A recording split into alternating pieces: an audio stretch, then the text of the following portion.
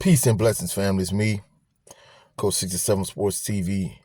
Shout out to the awesome and amazing LDBC, Lions in Boston community. Shout out to the Louisiana All-American Sports Network. Last but not least, not whatsoever, the greatest university in the world. Shout out to the greatest university in the world, the Southern University, home of the mighty Jaguars. In this video, I'm going to give you my post-fight reaction to Jack Catterall versus Regis Prograis this weekend. And before I even get to the breakdown of the video, I know some people are going to be like, well, Coach, Regis said this about Devin and this, that, and the third. Well, I'm not going to start rocking with Regis because he said or did some stuff that I really didn't agree with in terms of the Devin Haney situation. And I'm not talking about anybody in particular, just like I didn't, for all my Texas LDBC family members and brethren, I didn't expect them to stop rocking with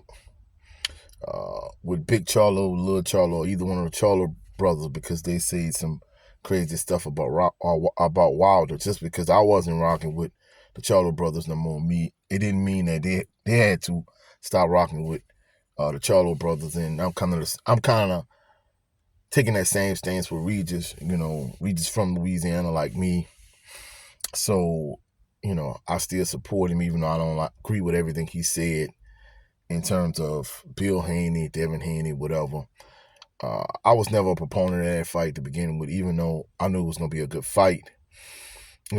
I didn't like the aftermath of something that he might say leading up to the fight or after the fight, whatever the case may be, because both of them, in terms of my top 5 favorite fighters, both of them in my top 5. Of course, Wilder 1, Devin 2, EJ 3, Prograis 4, on the strength of the fact that he's from Louisiana, and Bud is 5. I think I've elevated Bud and I've moved Mr. Gary Ruster out of that top 5 because for all intents and purposes, he's inactive.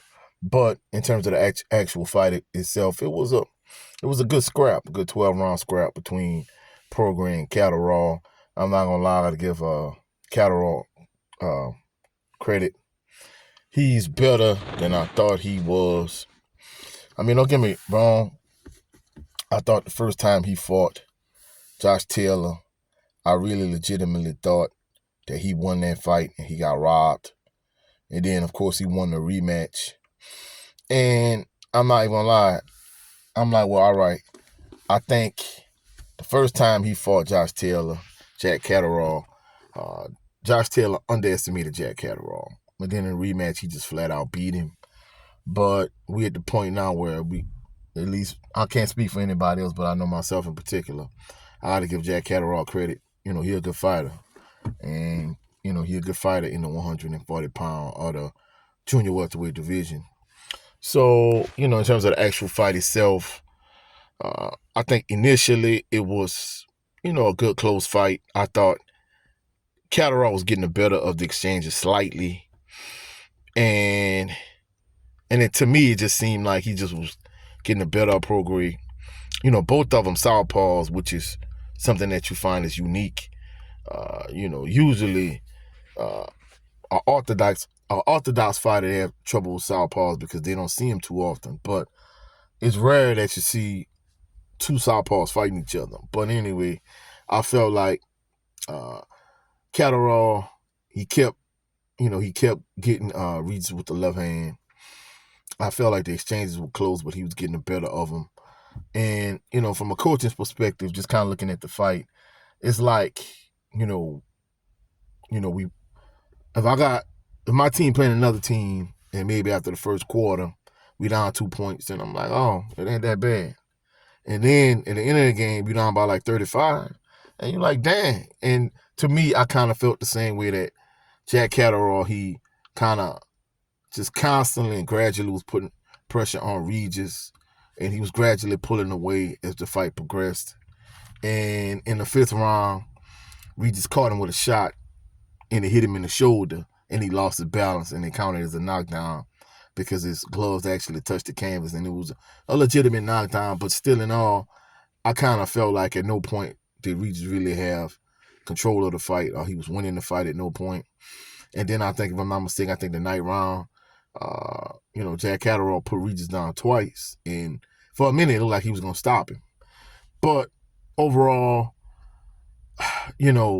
Regis, to me, for whatever reason, he didn't perform well at home. I attended the fight when he fought Zorilla. And between Josh Taylor and Jack Catterall, seems like he doesn't perform well on the road either. But, I felt like as the fight progressed, Jack Catterall, he was putting more pressure on Regis. He was getting better exchanges, and he just was doing better. And then, to me, towards the end of the fight, you knew that Regis really couldn't close the gap between him and Jack Catterall, and he was like, throwing wild punches, lunging at Jack Catterall, really trying to land a home run shot, trying to land that one knockout punch, and it just wasn't coming because Jack Catterall could see it a mile away. And I'm not gonna even lie, it was obvious that Jack Catterall won that fight. No two ways about it. And, for Regis, you got people saying, oh, he's over Regis. Regis is done. Regis is this. Regis is that. At the end of the day, I felt like Regis, I don't know if he just having trouble making junior welterweight. I really don't see him moving up to welterweight at this point in his career. Maybe he should. But for people that saying Regis is done, I don't think he's done. I think he could get multiple more paydays if he wants to continue fighting. It's his choice, his decision. But at the end of the day, Jack Catterall clearly won the fight. And I thought it was a good scrap. And Regis tried his best, but Jack Catterall just was better than him. So, that's it for this video. If you found any value in this video, please like the video, share the video, comment in the comment section, subscribe to the channel. Also, click the notification bell so you could be alerted anytime I post any new videos. Please go check out my brother channel, Jared Love Green. The Southern Baller Show every Sunday. We didn't have an episode this past Sunday. He gonna have another episode that's coming Friday, so go check out the Southern Baller Show. Also, go check out my brother Cadillac Red Supreme Beast Boxing Talk. He has two channels. His primary channel is Supreme Beast Boxing Talk. His backup channel is Supreme Beast After Hours.